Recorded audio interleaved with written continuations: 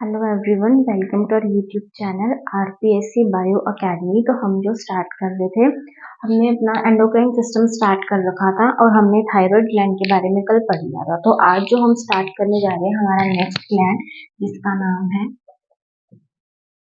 Parathyroid gland. Parathyroid gland, हमने कल parathyroid gland के बारे में ये बात की थी, जैसे कि ये ट्रैकिया है। ट्रैकिया यानी कि हमारी विंड पाइप, और इस ट्रैकिया के ऊपर कुछ इस तरीके से हमारा H shape thyroid gland present था। इसको हमने इस्थमस कहा था, और इसके अंदर हमने कहा था कि 2 pair of parathyroid gland present है ना। ये जो हमारी ट्रैकिया थी, हमने कहा था कि वेंट्रल सरफेस पर हमारी जो ये वाली सरफेस है, इस वेंट्रल सरफेस के ऊपर ट्रैकिया के दोनों ओर थायराइड ग्लैंड प्रेजेंट था, और एक थायराइड के ऊपर 2 पैराथायरॉइड ग्लैंड प्रेजेंट थे। अगर हम बात करें तो पैराथायरॉइड ग्लैंड, हमें पता लगता है कि पैराथायरॉइड ग्लैंड 2 पेयर में प्रेजेंट है। थायराइड 1 पेयर था, ये 2 पेयर है। उसके अलावा एंडोडर्मल, वो भी एंडोडर्मल इन ओरिजिन था, ये भी एंडोडर्मल है ओरिजिन के अंदर। ठीक है, उसके बारे में हम बात, अगर इसके बारे में आगे हम बात करें कि ये 2 पेयर है, एंडोडर्मल है ओरिजिन में, और इससे जो रिलीज होगा हार्मोन, वो हार्मोन होगा पैराथायरॉइड हार्मोन। इस हार्मोन को पैराथायरॉइड हार्मोन कहते हैं, या इस हार्मोन को कहते हैं कॉलिप्स हार्मोन। इस हार्मोन को कॉलिप्स हार्मोन भी कहा जाता है, पैराथायरॉइड हार्मोन भी कहा जाता है, और इस हार्मोन को कहा जाता है पैरेथ हार्मोन। इस हार्मोन के 3 नाम है, पैराथायरॉइड हार्मोन, कॉलिप्स हार्मोन, पैरेथ हार्मोन। और ये जो ग्लैंड है, ये है डार्क रेडिश कलर में। जो हमारा थायराइड ग्लैंड था वो भी डार्क रेडिश था, और ये भी डार्क रेडिश कलर में ये 2 पेयर के अंदर प्रेजेंट होता है। एंडोडर्मल ओरिजिन था, वो भी एंडोडर्मल में था।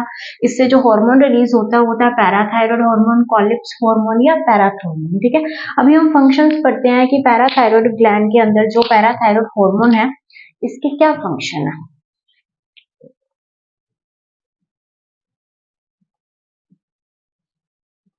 अगर हम इसके अंदर इसके फंक्शंस डिस्कस करें,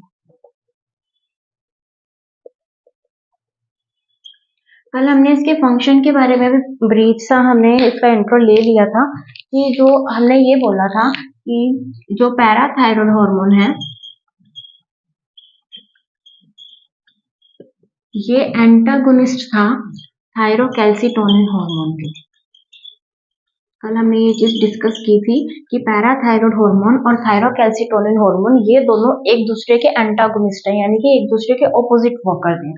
तो हमने कल थायरोकैल्सिटोनिन हार्मोन को बहुत डिटेल में पढ़ा था, और हमने देखा था कि ये क्या कर रहा था, ये कर रहा था ब्लड के अंदर जो कैल्शियम आयन है उसको कम कर रहा था।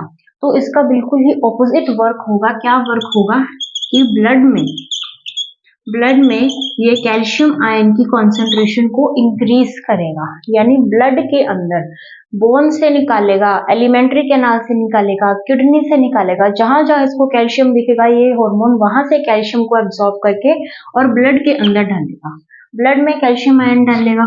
ठीक है, और ये क्या करेगा, फोस्फेट आयन जो होता है, इस आयन को ये एक्सक्रीट करेगा, इस आयन को ये ब्लड के अंदर से एब्जॉर्ब करेगा, यानी ब्लड में कैल्शियम आयन की तो कॉन्सेंट्रेशन करेगा ज्यादा, और फोस्फेट आयन की कॉन्सेंट्रेशन करेगा कम। अगर फोस्फेट आयन की कॉन्सेंट्रेशन को कम करेगा तो फोस्फेट आयन जाएगा कहाँ, ये जाएगा हमारे एक्सक्रीटरी सिस्टम में। ठीक है, तो फोस्फेट आयन को तो यूरिन के थ्रू बाहर निकालेगा, और जो कैल्शियम आयन है उसका एब्जॉर्प्शन बढ़ाएगा।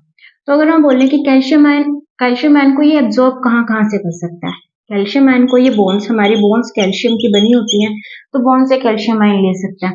ये एलिमेंट्री कैनाल से कैल्शियम आयन ले सकता है, क्योंकि हम जब खाना खाएंगे, दूध पिएंगे, उसके अंदर हमारी एलिमेंट्री कैनाल के अंदर आयंस आएंगे, तो उसके अंदर एलिमेंट्री कैनाल से ले सकता है। और ये किडनी से भी ले सकता है, किडनी के अंदर भी जब जब रीएब्जॉर्प्शन होता है, अल्ट्रा रीएब्जॉर्प्शन होता है, अल्ट्रा फिल्ट्रेशन होता है सॉरी, तो उस टाइम पर जो मैक्सिमम पार्ट होता है वो तो रीएब्जॉर्ब भी हो जाता है, तो उसके अंदर किडनी में से कैल्शियम आयन का वापस से रीएब्जॉर्प्शन करवाकर ये ब्लड को देता है। यानी ब्लड में कैल्शियम आयन की कॉन्सेंट्रेशन को इंक्रीज करना और फॉस्फेट आयन की कॉन्सेंट्रेशन को डिक्रीज करना, ये इसका मेन काम है। ठीक है, अभी आगे चलते हैं।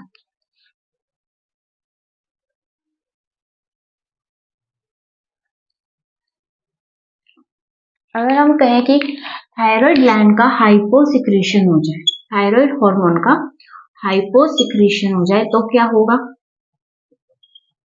और अगर इसका हाइपर सिक्रीशन हो जाए तो क्या होगा।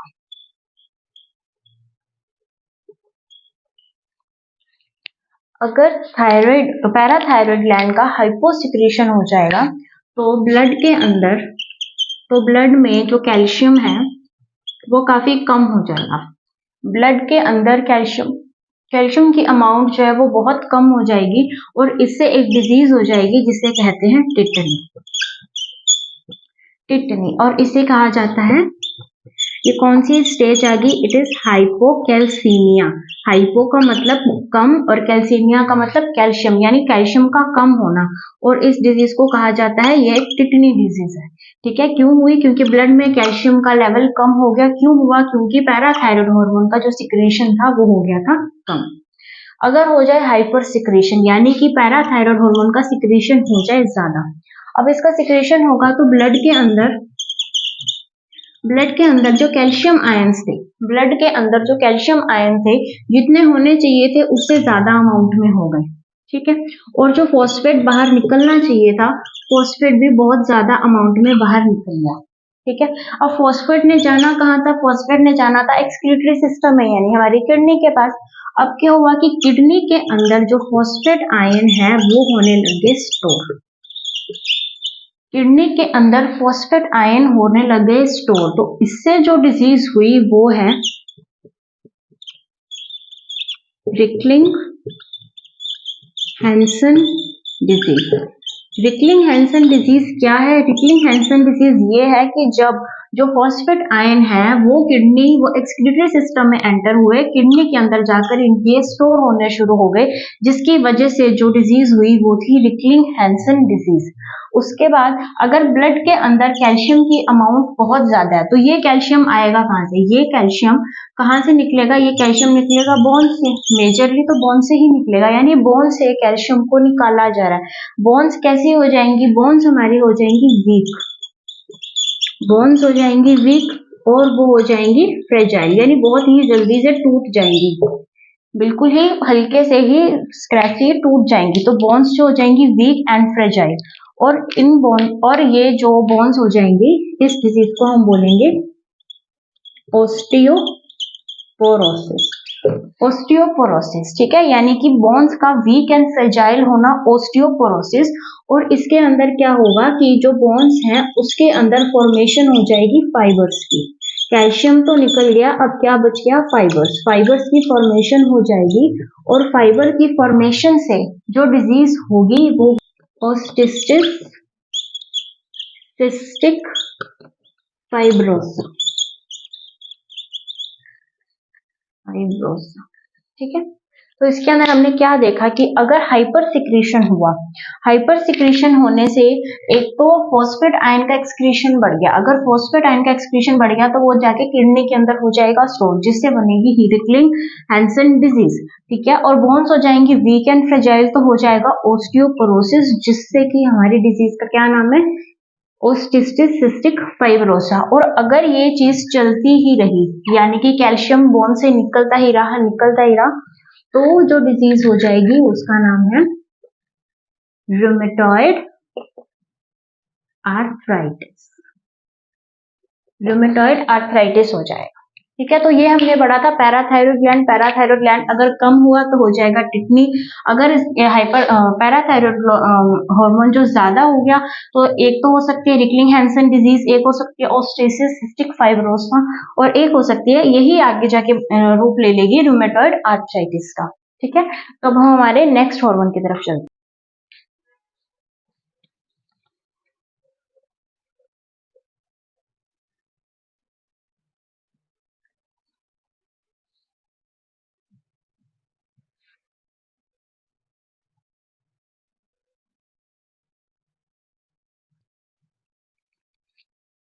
नेक्स्ट हार्मोन है हमारा, सॉरी ग्लैंड है हमारा thymus gland.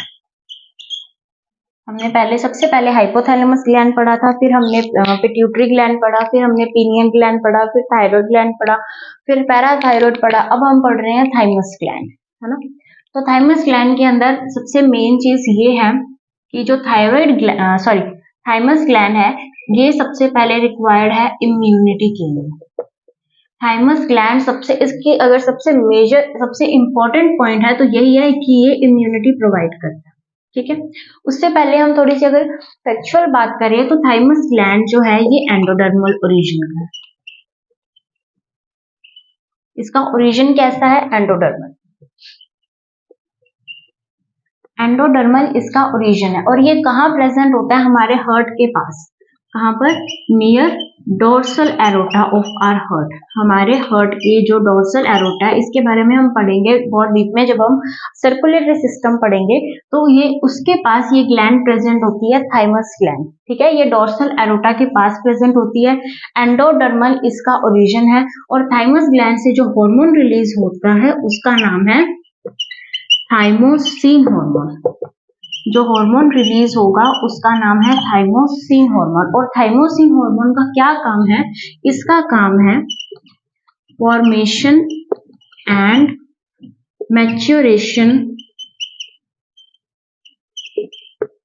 Of B and T lymphocytes. B and T lymphocytes जो है, इसकी जो मेजरली फॉर्मेशन होती है वो हम पढ़ते हैं बोन मैरो से। तो इसकी जो ओवरऑल अगर हम इसके अंदर बात करें तो उसकी जो फॉर्मेशन और मैच्योरेशन है वो थाइमोसिन हार्मोन के कारण थाइमस ग्लैंड के अंदर होती है, ठीक है। तो ये इसका मेन काम था। अगर ये हमें इम्यूनिटी प्रोवाइड कर रहा है ना, तो छोटे बच्चे के अंदर हम देखते हैं कि इम्यूनिटी अच्छी होती है, लेकिन जो बूढ़े बुजुर्ग लोग होते हैं उनके अंदर इम्यूनिटी कम होती है। यानी कि एज के बढ़ने के साथ साथ क्या है कि जो थाइमस ग्लैंड है, थाइमस ग्लैंड डिस्ट्रॉय होना शुरू हो जाता है। एज के बढ़ने के साथ थाइमस ग्लैंड डिस्ट्रॉय होना शुरू हो जाता है। ये बात हमने पीनियल ग्लैंड के बारे में पढ़ी थी। तो एज के बढ़ने के साथ थाइमस ग्लैंड डिस्ट्रॉय होना शुरू हो जाता है, जिससे कि इम्यूनिटी कैसी हो जाती है? इम्यूनिटी हो जाती है वीक। इम्यूनिटी वीक होने का क्या कारण है? बड़े बुजुर्गों में जो इम्यूनिटी है वो इतनी नहीं हो पाती। एक छोटे बच्चे को बुखार हो और एक बुजुर्गों को बुखार हो तो छोटा बच्चा जल्दी ठीक हो जाता है। क्यों? क्योंकि उसके अंदर थाइमस ग्लैंड बहुत अच्छी स्थिति में है। लेकिन जो बच्चे हैं जो बुजुर्ग हैं उनके अंदर ये ग्लैंड धीरे धीरे डिस्ट्रॉय होना शुरू हो चुका है, तो इसलिए उनकी इम्यूनिटी जो है वो होती है वीक। उसके बाद अगर हम इसके अंदर बात करें तो इसके अंदर हेसल्स ग्रेन्यूल्स भी पाए जाते हैं। हेसल्स ग्रेन्यूल्स जो है ये होते हैं फैगोसाइटिक नेचर में। फैगोसाइटिक का मतलब होता है भी किसी भी चीज को निगल जाना, उसको खत्म करने के लिए उसको निगल जाना। हम पढ़ते हैं पिनोसाइटिक, फैगोसाइटिक। अगर किसी चीज को किसी फ्लूइड को अगर पीकर हम उसे खत्म करते हैं तो वो पिनोसाइटिक होता है। अगर हम इसको खाकर, यानी कि ये उसको इंगल्फ कर रहा है, ये उसको निगल रहा है, तो ये निगलने वाली ये एक किलर सेल्स है जिसका नाम है हेसल्स ग्रेन्यूल्स, जो कि कहाँ प्रेजेंट होती हैं? थाइमस ग्लैंड के अंदर। उसके बाद अगर हम बात करें कि अगर HIV आ जाता है, अगर HIV वायरस आ जाता है बॉडी के अंदर, तो वो सबसे पहले हेल्पर जो टी सेल्स हैं, हम टी सेल, बी सेल, ये सब जो पढ़ रहे हैं, ये हम जो इम्यूनोलॉजी पढ़ेंगे तो बहुत डीप में पढ़ने वाले हैं। तो ये क्या करता है कि जो हेल्पर टी सेल्स होते हैं इनको कर देता है डिस्ट्रॉय। और जो हेल्पर टी सेल्स हैं इनको बोला जाता है CD4+। तो ये हेल्पर टी सेल्स को डिस्ट्रॉय कर देता है, जिसकी वजह से क्या होता है कि एक्टिवेशन नहीं हो पाता है बी एंड टी सेल का। एक्टिवेशन नहीं हो पाता है किसका? बी एंड टी सेल्स का, जिसकी वजह से एंटीबॉडीज नहीं बनेंगी और हमारी जो HIV वायरस है और हमें एड्स हो जाएगा, जिसकी वजह से कोई भी एड्स में क्या होता है कि जब एंटीबॉडीज ही नहीं बन रही तो कोई भी बैक्टीरिया वायरस हम पर इफेक्ट डालेगा तो वही बीमारी हमें हो जाएगी, वो ठीक नहीं होगी, क्योंकि हमारी बॉडी के अंदर एंटीबॉडीज ही नहीं बनेगी। तो ये क्या है कि हमने बात की थाइमस ग्लैंड के अंदर, जो कि एंडोडर्मल है ओरिजिन के अंदर, ये डोर्सल एरोटा के पास प्रेजेंट है। थाइमोसिन हार्मोन इसके अंदर निकलता है और ये formation and maturation of B and T lymphocytes, B and T lymphocytes वो लिम्फोसाइट्स हैं जो कि हमारे बोन मैरो के अंदर इसका मेनली फॉर्मेशन होता है, लेकिन हम ओवरऑल कह देते हैं कि फॉर्मेशन एंड मैच्योरेशन बी का मेनली मैच्योरेशन बोन मैरो में होता है और टी का थाइमस के अंदर होता है और ये हमारी इम्यूनिटी के लिए बहुत जरूरी है। एज बढ़ने के साथ साथ जो थाइमस ग्लैंड है वो डिस्ट्रॉय होना शुरू हो जाता है, वो खत्म होना शुरू हो जाता है, जिससे बड़े बुजुर्गों के अंदर इम्यूनिटी जो है वो वीक हो जाती है। इसके अंदर हेसल्स ग्रेन्यूल्स प्रेजेंट होते हैं जो कि फैगोसाइटिक नेचर के होते हैं, यानी कि किलर नेचर के होते हैं। फिर अगर HIV वायरस इसके अंदर हमारी बॉडी के अंदर HIV वायरस अगर आता है तो वो सबसे पहले उसका टारगेट है कि वो हेल्पर टी सेल को डिस्ट्रॉय करेगा। क्यों? उससे उसको फायदा ये है कि अगर हेल्पर टी सेल को डिस्ट्रॉय करेगा तो बी एंड टी सेल जो है वो एक्टिव ही नहीं होंगे। अगर वो एक्टिव नहीं होंगे तो एंटीबॉडीज हमारी बॉडी में बनेंगे ही नहीं। ठीक है, आगे चलते हैं।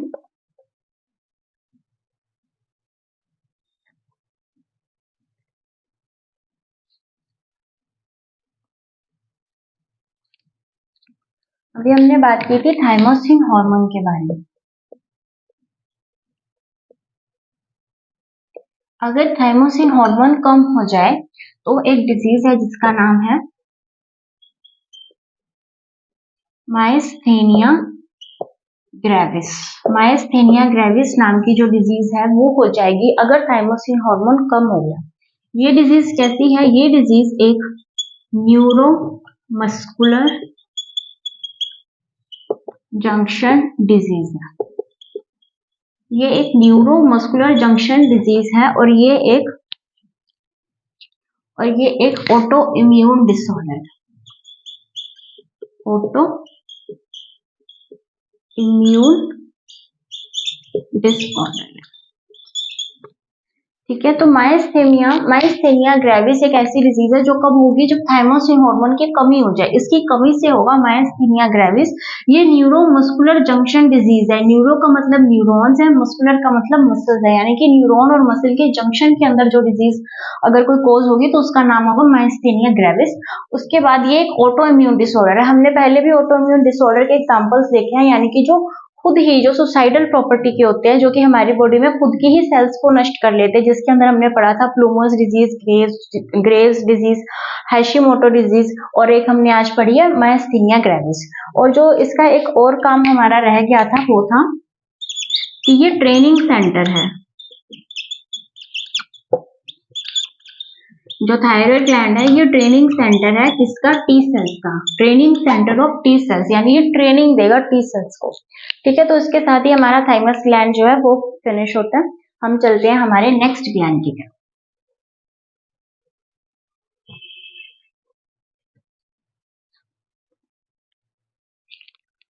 हमारा नेक्स्ट ग्लैंड है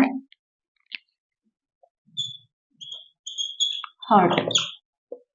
बहुत कम बच्चों को पता होगा कि हार्ट भी एक ग्लैंड है, हार्ट भी हार्मोन रिलीज करता है। तो जो हार्ट रिलीज करता है ये है ANF। इसके बारे में हम पढ़ चुके हैं। Atrial natriuretic factor. Atrial natriuretic factor ANF जो है ये हमने जब एक्सक्रीटरी सिस्टम पढ़ा था तो हमने इसके अंदर बहुत डिटेल में बात की थी। अभी हम इसको अगर शॉर्ट में कहें तो इसका क्या काम है? इसका काम है वैसोडाइलेशन करना। किसके अंदर? इफरेंट एरोटा के अंदर। इफरेंट एरोटा के अंदर वैसोडाइलेशन करना, जिससे क्या होगा? जिससे जो है BP जो है वो हो जाएगा कम, है ना। तो ये जो हार्मोन है इसका नाम है ANF। इसका काम क्या है कि BP को कम करना, इफरेंट आर्टेरियोल्स के अंदर वैसोडाइलेशन करना। और ये कहाँ से निकलता है? ये निकलता है हार्ट से। तो हम चलते हैं हमारे नेक्स्ट ग्लैंड की।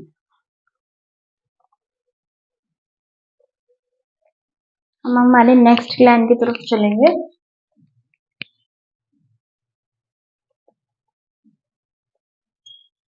किडनी।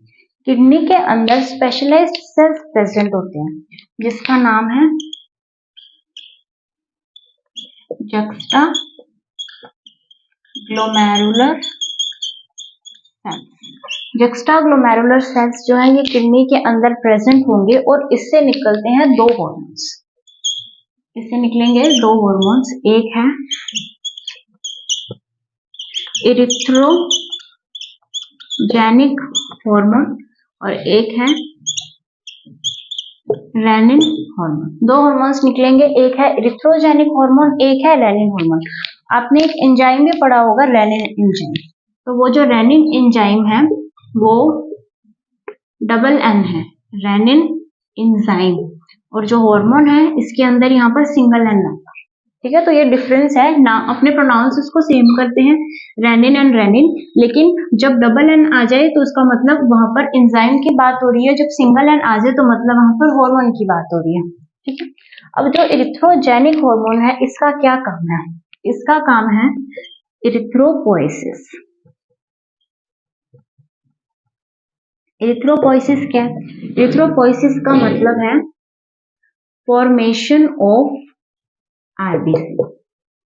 आरबीसी की फॉर्मेशन करना, आरबीसी की फॉर्मेशन करना, इस प्रोसेस को क्या कहा जाता है? इस प्रोसेस को कहा जाता है इरिथ्रोपोएसिस। और ये कौन से हार्मोन की प्रेजेंस में हो रहा है? इरिथ्रोजेनिक हार्मोन। कहां से रिलीज हो रहा है? जुक्स्टाग्लोमेरुलर सेल्स ऑफ किडनी। उसके बाद हम चलते हैं रेनिन हार्मोन की तरफ।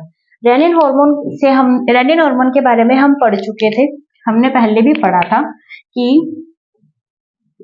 लीवर से निकलता है एंजियोटेंसिनोजन। लीवर से एंजियोटेंसिनोजन निकलता है और इस एंजियोटेंसिनोजन पर वर्क करता है रेनिन। ये रेनिन हार्मोन इस एंजियोटेंसिनोजन को एंजियोटेंसिन फर्स्ट में कन्वर्ट करेगा। ये हमने एक्सक्रीटरी सिस्टम में हमने इसके बारे में पढ़ा था कि जो रेनिन हार्मोन है वो एंजियोटेंसिनोजन को एंजियोटेंसिन में कन्वर्ट करेगा और एंजियोटेंसिन सेकंड के अंदर कन्वर्ट होगा और ये होगा angiotensin converting factor, ACF, angiotensin converting factor. और ये जो आएगा ये आएगा लंग्स से। लंग्स रिलीज करेगा एंजियोटेंसिन कन्वर्टिंग फैक्टर, जो एंजियोटेंसिन फर्स्ट को एंजियोटेंसिन सेकंड में कन्वर्ट कर देगा। और ये जो वर्क है ये वर्क करेगा एड्रीनल कॉर्टेक्स के अंदर, जिससे कि जो हार्मोन निकलेगा वो निकलेगा एल्डोस्टेरोन। और इस एल्डोस्टेरोन हार्मोन का क्या काम था? ये कर रहा था एब्जॉर्ब कर रहा था सोडियम आयंस को और रिलीज कर रहा था पोटेशियम आयंस को। तो ये था रेनिन हार्मोन का वर्क। क्या कि लीवर के अंदर एंजियोटेंसिनोजन रिलीज होता है, इस एंजियोटेंसिनोजन को एंजियोटेंसिन फर्स्ट के अंदर जो कन्वर्ट करेगा वो है रेनिन हार्मोन। रेनिन हार्मोन का तो काम यहीं पर खत्म हो गया, लेकिन तब भी हमने ये सारा प्रोसेस एक्सक्रीटरी सिस्टम में भी समझा था। तो एंजियोटेंसिन फर्स्ट है, उसका एंजियोटेंसिन सेकंड के अंदर कन्वर्जन करेगा ACF, यानी एंजियोटेंसिन कन्वर्टिंग फैक्टर। और ये कहां से रिलीज होता है? लंग से। उसके बाद एंजियोटेंसिन एड्रीनल कॉर्टेक्स के पास जाएगा और वहां से रिलीज होगा एल्डोस्टेरोन हार्मोन, और ये हार्मोन करेगा एब्जॉर्प्शन करेगा सोडियम आयंस की और रिलीज करेगा पोटेशियम आयंस। ठीक है, ये थे किडनी के अंदर जो जुक्स्टाग्लोमेरुलर सेल्स हैं उनका क्या काम है। ठीक है, उसके बाद हम चलते हैं हमारे नेक्स्ट ग्लैंड की तरफ।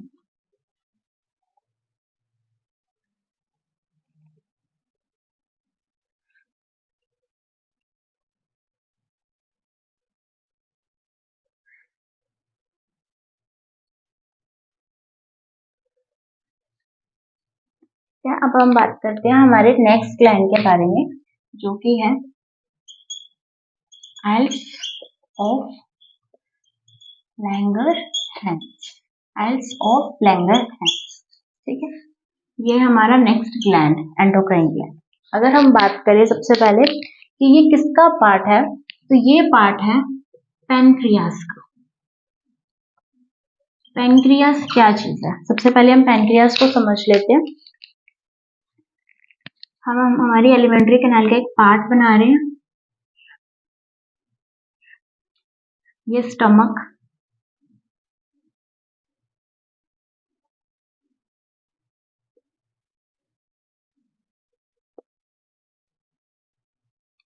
ये हमारा स्टमक है। स्टमक से निकली है स्मॉल इंटेस्टाइन। इसका जो ये पार्ट है ये है डुओडेनम, ये है जेजुनम, और इसके अंदर यहाँ पर एक लीफ लाइक स्ट्रक्चर है जिसका नाम है पैनक्रियास। ठीक है, तो पैनक्रियाज ये एलिमेंट्री कैनाल के अंदर इस तरीके से प्रेजेंट होती है डुओडेनम के पास, ठीक है। तो पैनक्रियाज का अगर हम कलर देखें तो ये आएगा pinkish white colour, pinkish white colour. अगर हम ओरिजिन की बात करें तो वो होगा एंडोडर्मल,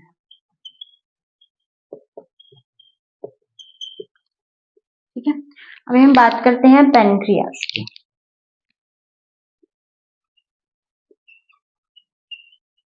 पैनक्रियाज जो है इसके अंदर 2 टाइप ऑफ सेल्स प्रेजेंट होती है।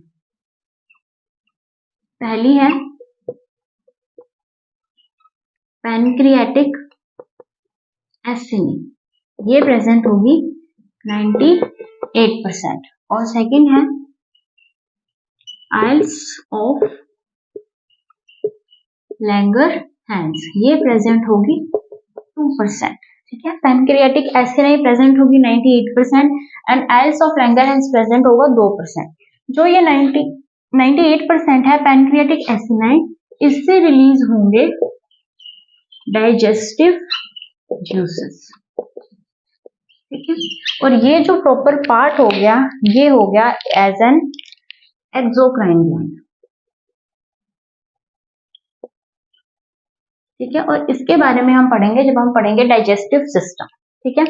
अब ये जो आइल्स ऑफ लैंगरहैंस है, ये जो 2% पार्ट है, इसके अंदर भी 3 टाइप ऑफ सेल्स हैं, alpha cell, beta cell, gamma cell या फिर डेल्टा सेल, ठीक है। आइल्स ऑफ लैंगरहैंस के अंदर 3 टाइप्स ऑफ सेल्स है, alpha, beta and gamma. Alpha cell जो रिलीज करेगी वो करेगी glucagon hormone, beta cell release करेगी इंसुलिन हार्मोन और ये रिलीज करेगा सोमैटोस्टैटिन हार्मोन, ठीक है। अल्फा सेल ने रिलीज किया ग्लूकेगॉन हार्मोन, बीटा सेल ने रिलीज किया इंसुलिन हार्मोन, गामा या डेल्टा सेल ने रिलीज किया सोमैटोस्टैटिन हार्मोन। अगर हम इसके स्ट्रक्चर बनाएं, अगर हम पैनक्रियाज को देखें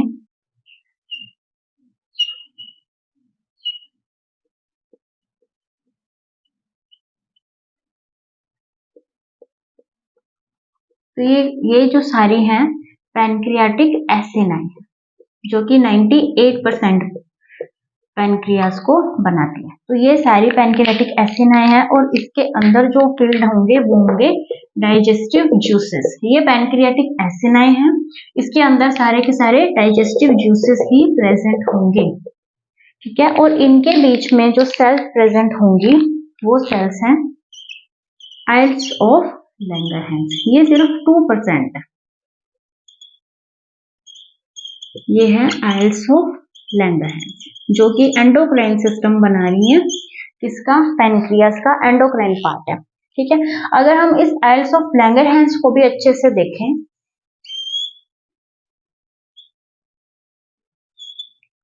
ठीक है, तो उसकी जो पेरिफेरल साइड के अंदर होगा वो तो प्रेजेंट होंगे सारे के सारे,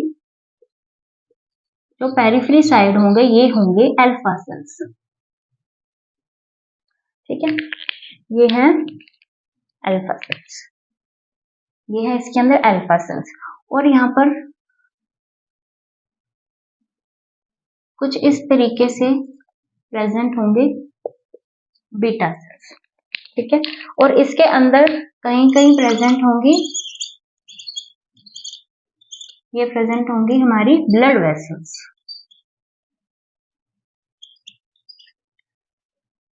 और इसी के अंदर प्रेजेंट होंगे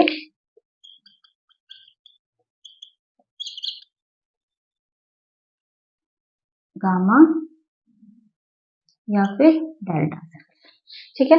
तो ये हमने इसके स्ट्रक्चर देखी पैनक्रियाज की स्ट्रक्चर की, इसके अंदर 98% तो ये थी पैनक्रियाटिक एसिनी, 98% तो ये प्रेजेंट थी और ये सिर्फ 2% प्रेजेंट थी। और अगर हमने इसको भी और डिटेल में देखा तो इस तरीके से जो पेरिफेरल साइड पे थे अल्फा सेल, बीच में बीटा सेल भी है, गामा सेल भी है और इसके अंदर ब्लड वेसल्स भी प्रेजेंट है, ठीक है।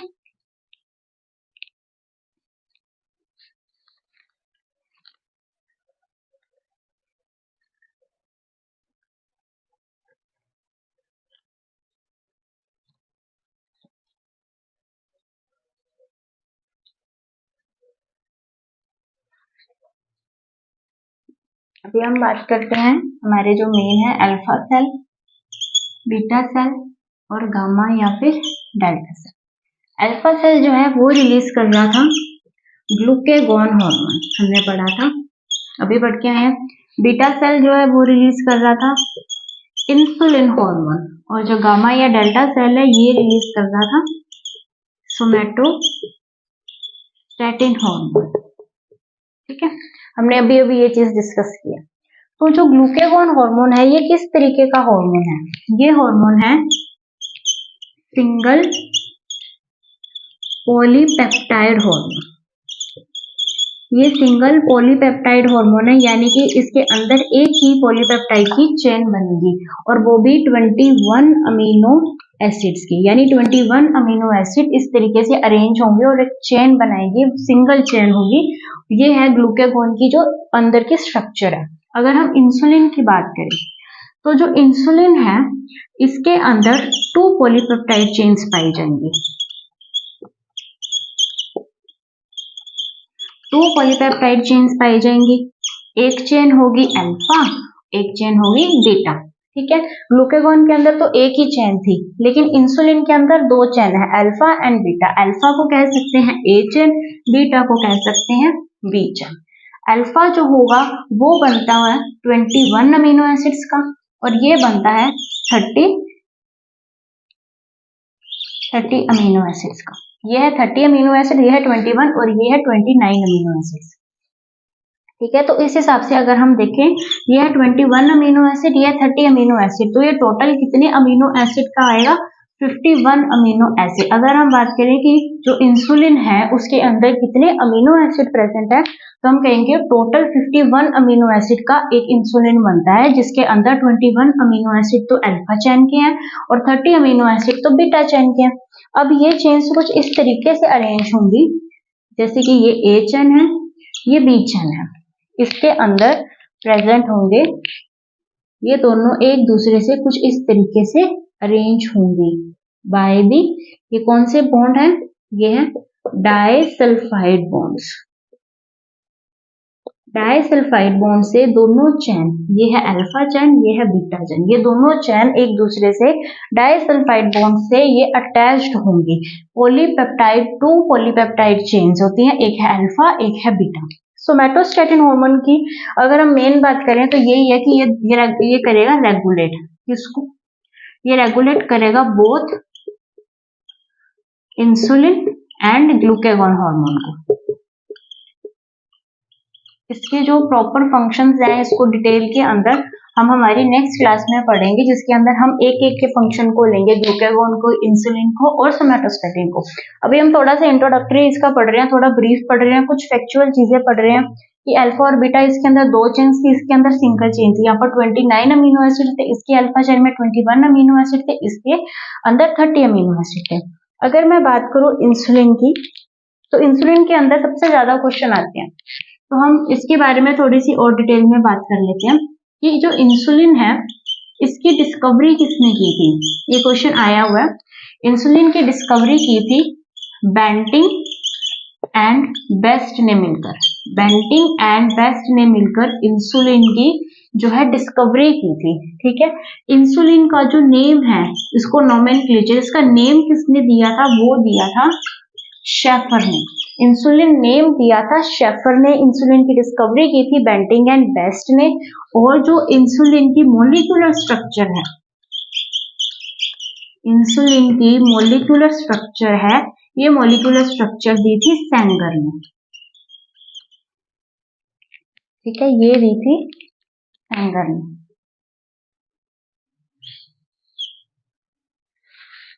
ठीक है, तो इंसुलिन की जो डिस्कवरी की थी वो की थी बेंटिंग एंड बेस्ट ने। जो नेम दिया था वो दिया था शेफर ने। जो मॉलिक्यूलर स्ट्रक्चर है वो दी थी सेंगर ने। ठीक है, अभी हमने इंसुलिन के बारे में पूरे के पूरे आइल्स ऑफ लैंगरहैंस के alpha beta and gamma cells के बारे में बात किया। कल के लेक्चर में हम एक एक हार्मोन को लेंगे, उनके फंक्शंस के बारे में बात करेंगे। ठीक है, थैंक यू।